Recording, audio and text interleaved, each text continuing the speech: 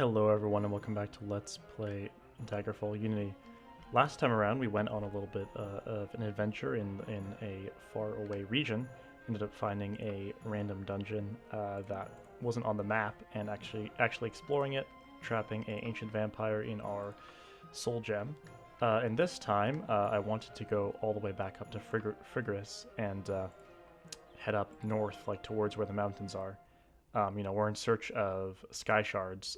We actually found one in Frigius, in the first city that we went to. But I thought it might be cool to go check out the terrain up near the mountain, see if there's anything different up there. And maybe grab a quest from a common person and do that. We also have, quite a lot of items from dungeon crawling that we could potentially sell. Actually, right now, we could throw all our items into our wagon. That might make sense. Anything that we're not using, just to free up some space. We could also sell some things. We don't have to right now because we have lots of room in our wagon, but let's throw all of this stuff into our wagon. Oh, and another thing that we'll be doing this episode, well, if we get a chance, is checking out an update to a mod that I've recently made. So there's actually two updates I ended up installing. I was setting out just to update the roleplay and realism mod because I know there's a new update on it. Essentially, the new update is better armor, basically, for enemy NPCs, I think it is. So, like, more realistic armor. So if you're fighting a knight or a barbarian, they're going to have armor that fits with their class better. If you're fighting, like, a sorcerer, they're always only going to have sorcerer robes on, things like that. Because I think before, in Daggerfall, it sort of mixed it up. So you could get a sorcerer, has, like, a bunch of armor and a weapon on. I think that's how it works and how it fixes.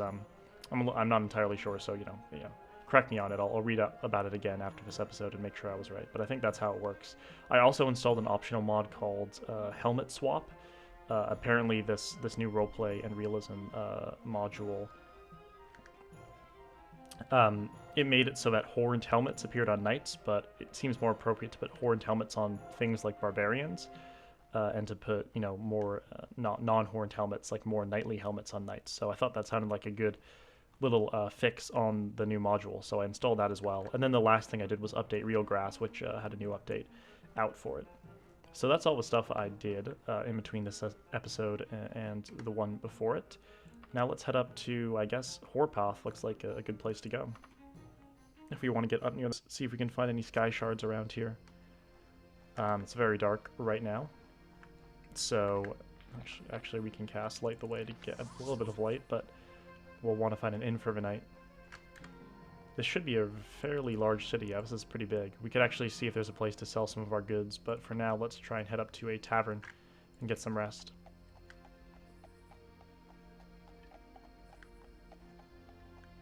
I also believe there are a few minor fixes with the new update of roleplay and realism, such as, I believe if we run someone over with our horse, there'll be a sound.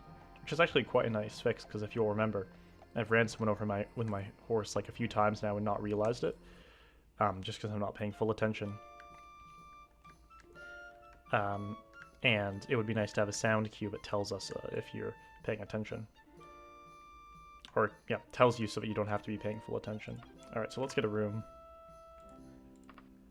And rest about 5 hours should be enough. It's 9:28. We can head back down now. And actually, we could check out if there's a mage's guild in town, because I did want to enchant an item, if you'll all remember, with charisma. And now that I have that soul gem, I should be able to do that enchantment on an armor piece. Which would be good, because then we'll have an armor piece that we can essentially use in towns in order to basically put it on whenever we want to sell things. So feel like that would be quite a good investment. So let's go ahead and see. Is this a mage's guild? I think this is a temple. This is certainly a temple, yeah. So that's obviously not what we want. We can also check the stores along the way as we head over to check out the guilds. Let's talk to you, see if you have any information. There is a mage's guild in this town. It's west of here. It might be that building right over there. Who are these people? Who even is this person? Points to the black giant on your map. Why do I care about who Morgia Coppersley is? Black giant. Interesting. I don't know why that person's of interest, but we can head there afterwards. For now, let's go ahead and see armor. Well, they only have one armor, and it is all the way over there. So we can check if that's worth selling our goods at, or if we want to wait till we get to a town that has a place that will give us better prices. Oh, it's actually 9:30 in the morning, so this won't be open yet. So let's head to the armor for now. And we can loiter if it's not 11 o'clock by the time we come back to the guild.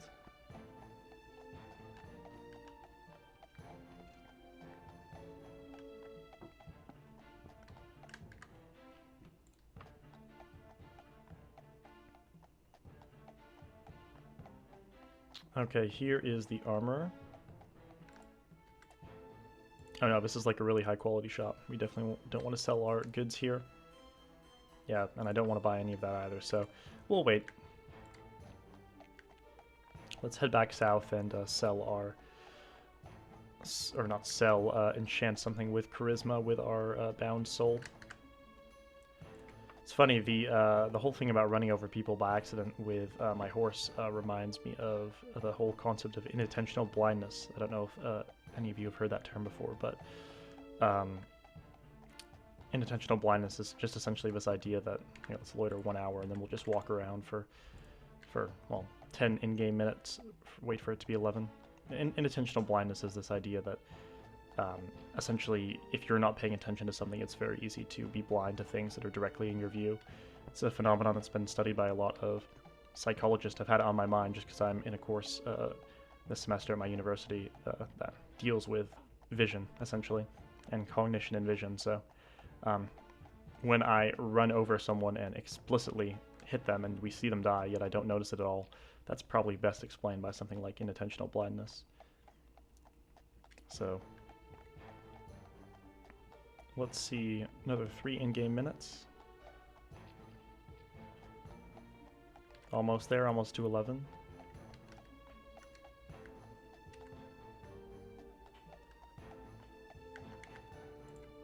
Alright, 11 o'clock, let's go in here.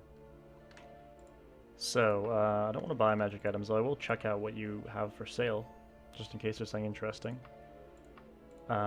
Silence, Wizard's Fire. I already have a shirt that's absorbing my spells, so I don't really need that. Wizard's Fire, that's a spell.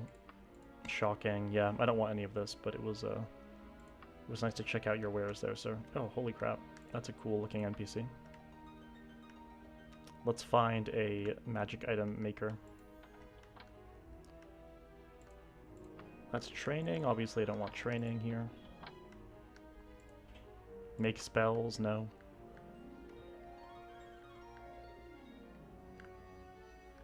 In here, perhaps?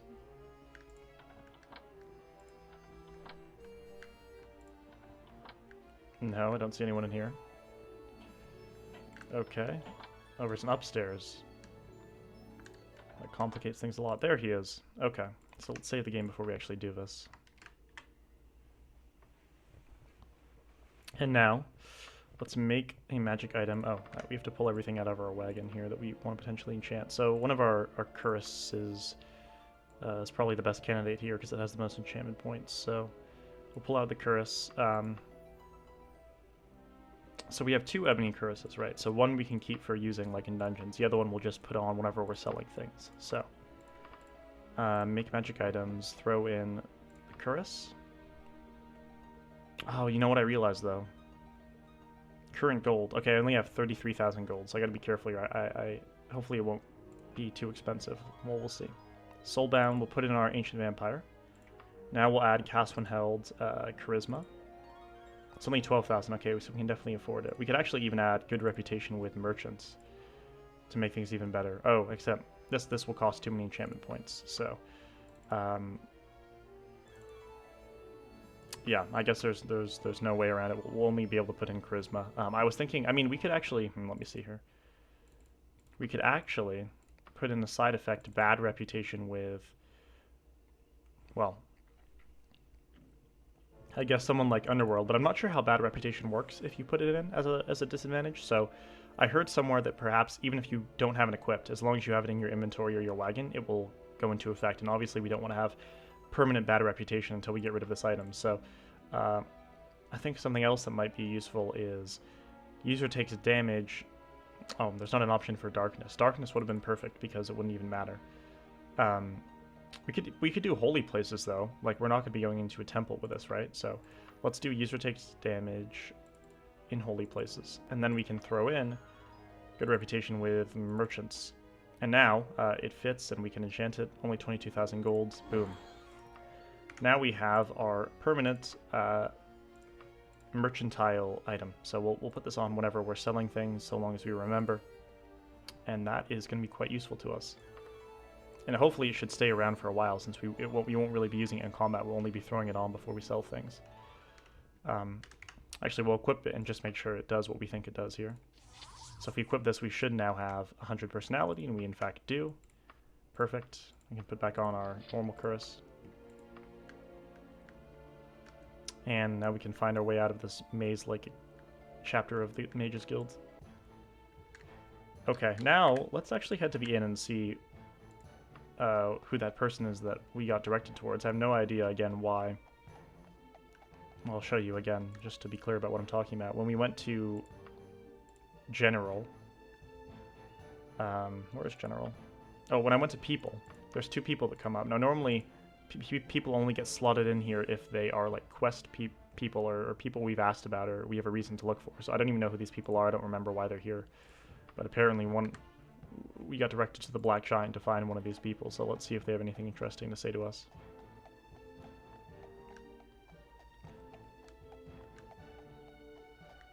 It's too bad it's so, like, misty out here. If there's a soul stone, or not a soul stone, a sky shard somewhere in this town, it's going to be hard to see in this mist. Anyways, this is the Black Giant, which is the place that we were directed to go. 3 soldiers barge into the inn. Hey, I need a round for me and my boys, the bravest bunch of all of Frigris. So that's obviously, I think, a Warm Ashes encounter. So yeah, can I buy a round for you all?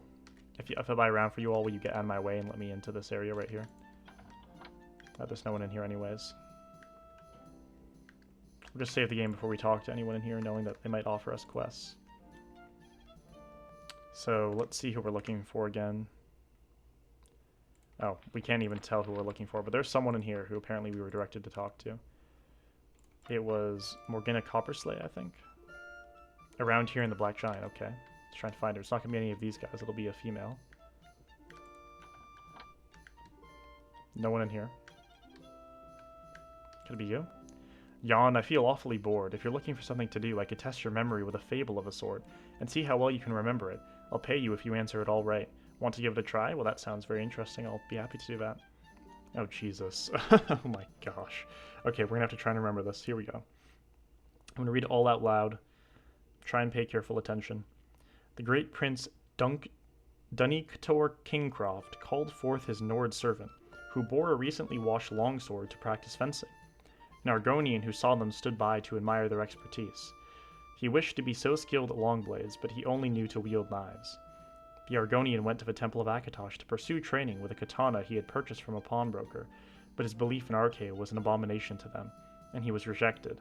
He left 200 gold in their coffers to try and change their mind, but their demeanors stayed harsh as ever. In despair at the treatment he received, the Argonian returned to the field where he saw the Prince Duniktor Kingcroft practicing, and found him laying in the grass with a severe wound. He leapt over the fence to bandage up the wounded man. The Nord came out from hiding and stabbed the Argonian man with a poisoned claymore, nestling the pommel in the prince's palm. He then took the paralyzed Argonian's head and placed a poisoned Tanto in it. Having framed the lizard, he took the prince's inheritance and rode off to his own country. Wow, that's a pretty violent story. So, let's see. So, he wants to be an expert at fencing. He sees a great prince, Dunktor Kingcroft, practicing with his Nord servant. He goes to the Temple of Akatosh to do some training, but his belief in Arche has caused Akatosh to reject him. He left money to change their minds, but they didn't change their minds.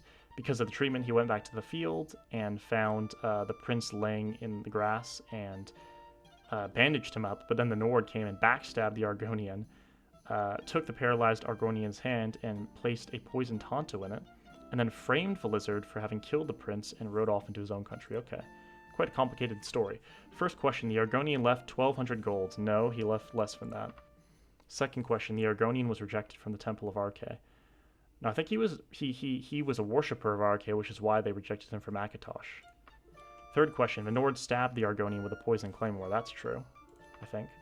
Fourth question, the prince was practicing jousting with the Nord at the start of the story. I think it was fencing, not jousting, so that's a no. Fifth question, the Argonian would have used bandages to help the wounded prince. Yes, that is true. Sixth question, the Argonian was rejected from the Temple of Akatosh because of his religion. That is true. Seventh question, in the final trickery, the Tonto in the Argonian's hand was poisoned, but the claymore in the prince's was not. The final trickery? No, I'm pretty sure the claymore was poisoned, and then he framed the Argonian, so I think that's a no. I'm not sure on that one, though. Eighth question, the Nord placed both of the prince's hands on the handle of the claymore when framing the Argonian. I don't quite remember that. No, I think he poisoned. No, I think he poisoned the Argonian's weapon, not the claymore. Ninth question, the Argonian had purchased his katana from a pawn store. That's true. 10th question, the weapon Minord brandished at the start of the story was a longsword. Oh, I don't remember that, actually, but... Oh, no, I don't remember. I think it maybe was. We'll say yes. Hey, not bad, Nord. Take this money. 12,075. It didn't even tell us how many we got right. How many was it per question? I feel like we did pretty well, overall. Who is this person, anyway? This isn't the person we were even coming here to look for, but that was a pretty fun diversion there. Quite enjoyed that.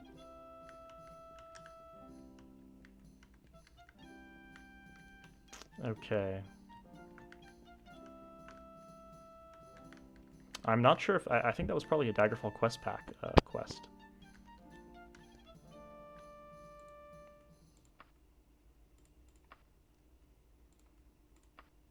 Around here in the Black Giant. Well, I've looked everywhere that there is to look in here, I think. Is there anywhere else to even look? Is this like a glitch or something? Why am I being directed to that there's someone in here that may be of interest to me? I don't get it. This is like these are all the rooms that there are to look for.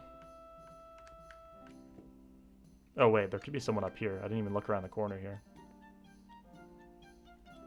What's going on over here? Aha! I found you. I can't even see your head, but I assume this is the person of interest. We'll save the game before we talk to this person. Oh, ma'am? Care for a song, good Nord, of course. I'll follow this. I'm not going to sing it, but I'll read it. I'll follow this and come to dust. Her face was fair and round her bust. No law against love can be just. If thou likest, thou may call it lust. I despair about doing what I must. The sword in the scabbard doth rust. There is no love where there is no trust. To the bright sky winged birds do thrust. Perhaps my song fills thee with disgust. To be strong, my love, thou must adjust. See thee knight, strong and robust. Fill me with a wanderlust. Well, what do you think? It's actually, I mean, it's not bad. It's pretty good. Well, I guess that was a cool, I don't know why I'm directed to go find this person, but, I mean, that was pretty cool, so. Not bad. Not a bad song. Let's see if we can get a quest from one of the, townspeople over here. Okay, what about you? Do you need any help? No, you don't. And do you need help? Okay, no one needs help here. Got it. Well, I'm gonna head out. We got directed to go to another inn to talk to another person, so let's actually head up there. Where is it? The northeast? Maybe there'll be a quest for us to do based on someone's instructions in there. We could also just head out into the wilderness again and see if we encounter another dungeon or location of interest in our exploring.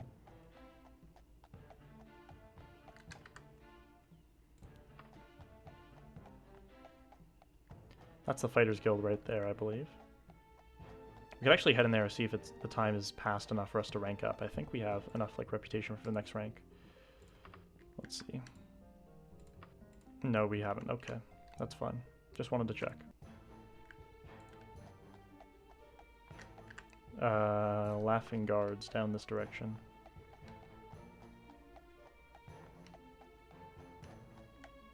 This is it, right? Yes, it is. Alright, let's see who has things for us to do in here. Hail, Lord, you have a minute?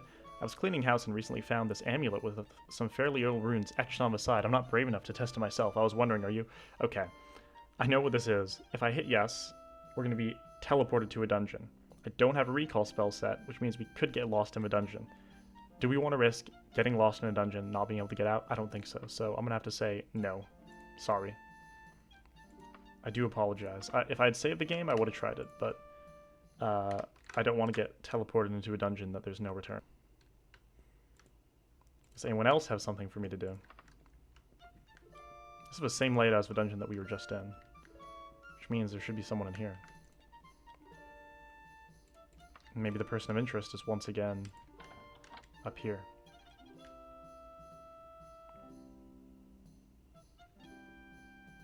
Oh, there's no one up here this time. Okay.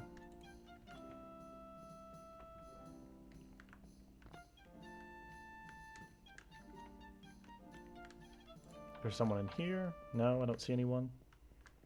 There's no one there? Okay, so who were we meant to talk to in here? Aha, a quest. Here we go. Tish and I may be in a very great trouble indeed. It would appear that one of my former associates, in an effort to make my life more hellish, has passed some counterfeit gold bricks to me. Innocently, I passed them on to 4 of my most valued allies in return for services rendered. I obviously must retrieve these bricks before they discover that the gold is Foscarium, which may be in 36 days or less. I'm paying about 253 gold pieces for each bar of false gold that you can retrieve. Sound agreeable? Yes, it does. I have a northern sea, that's good. Now, one of the bars is in a bank called the Bank of Phrygius in Phrygius. One is in a stronghold called Buckingford Tower. One is in Phrygius at the palace there. The last is in the Harthing residence in Coppersley Manor. Now, recall that you only have 36 days for this, and I'd rather one in that time than all 4. Good luck, Titian. Juliana's, bless your journey. Wait, I'd rather have 1 in that time and all 4. Wouldn't you rather to have all of them? I don't get that last statement there. But it looks like we have to go to 1 dungeon, the bank in Phrygius, the palace in Phrygius, and then just a residence, some residence. So let's actually go ahead and map out where we have to go to complete this quest. This is a pretty interesting one.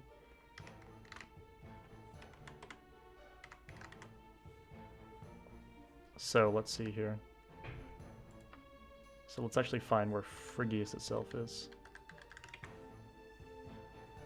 Okay, it's down there, and then let's check the residence that we have to go to here real quick.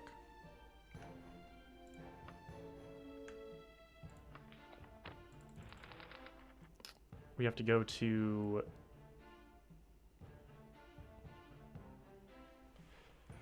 Wait a minute.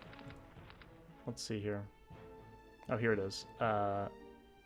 The Harthing residence in Coppersley Manor. Why is this quest still active down here, by the way? Didn't I already do this quest? That's weird. Huh. I don't know why that quest is still active. Maybe we still have to go return a quest. I'm not entirely sure. But anyways, we have to go to... Yeah, Murcroft Court. Okay, Murcroft Court. Where's Murcroft Court? Murcroft Court's over that way, so I think maybe we'll head to Phrygius first.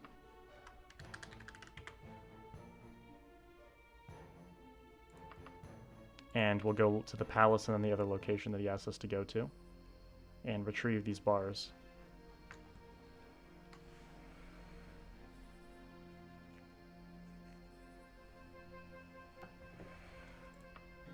Okay, let's see. So it's kind of late at the moment. So perhaps we should get some rest in the inn first. 11:25, so we need to rest till morning. And then, let's see, where was it? It was the palace, and there was one other place. Not this quest, we already did that one. The Bank of Phrygius, and also the palace in Phrygius, okay.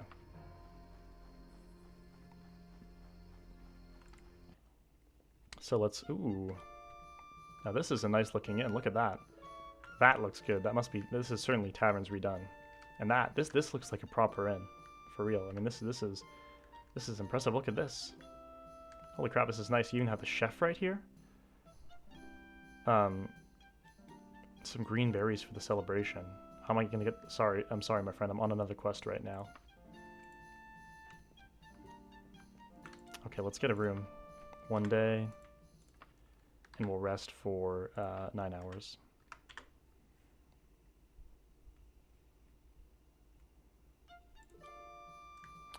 Ooh, look at this. Even the room is nice. This is like a luxury suite we're in right now. I love it.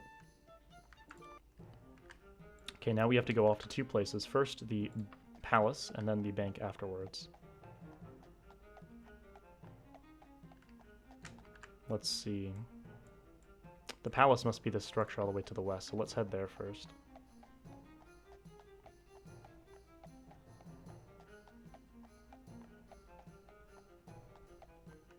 A young courier takes a letter out of his bag. This is for you, Titian. He then departs. Let's check on what that is.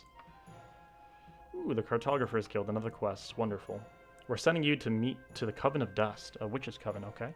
In Antiphylos. Meet me in the joyous rebirth of Stendar if you need directions to find it. We're giving you 64 days to bring your report. Awesome. Well, that's something for us to do next time. We'll do that. We have 64 days, so that's quite a while. So I think before we go off to do the Cartographer's quest, we'll finish this quest here in Phrygias.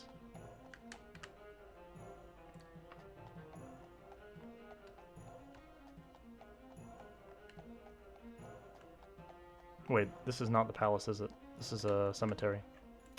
Okay. Oh, the palace is down south. Yep, that was a cemetery.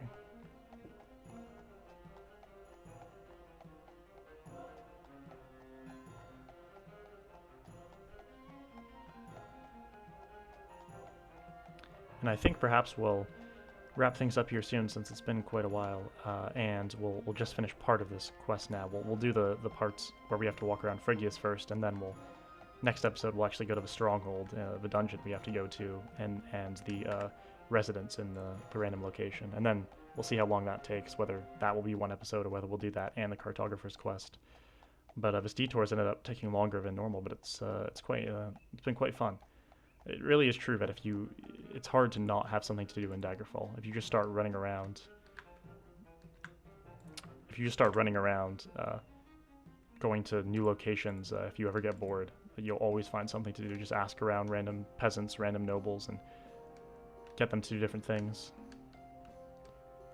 What is that? Was that the bar I was looking for? What is that little thing I just picked up? Oh, it is. That's what I'm looking for, I assume? The gold? That's hilarious. I thought I'd have to talk to an NPC, but no, I had to find that little tiny minuscule bar. I could barely even see it. Let's make sure that's what I'm doing, right?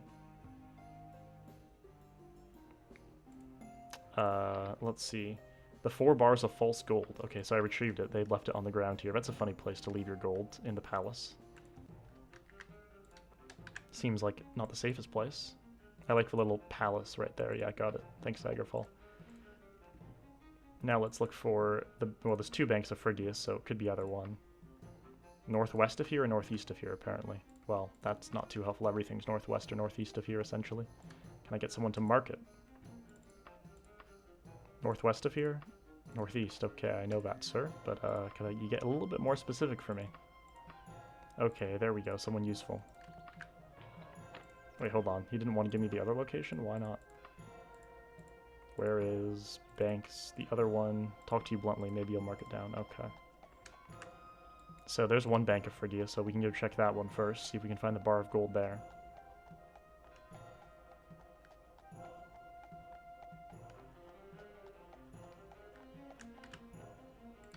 Here we go. Okay. We're searching around for a tiny little yellow dot. Could be anywhere in here, I assume.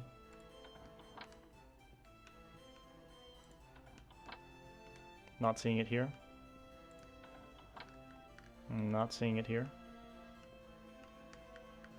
Don't think I missed somewhere up here, did I? Seems like it's probably the wrong bank.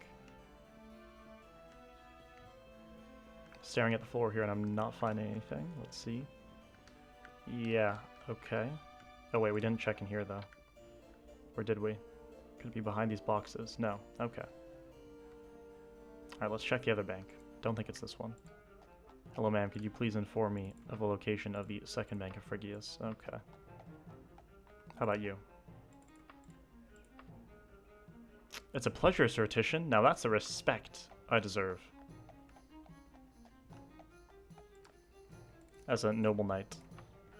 Okay, we got it marked. Beautiful. It's all over in the central square of town.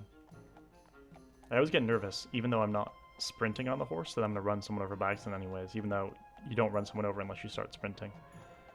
I don't want to get arrested again.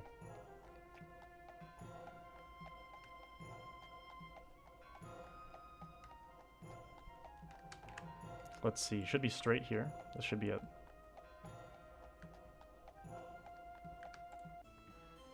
Okay, let's look for the gold. There it is. We found it. Boom. Beautiful.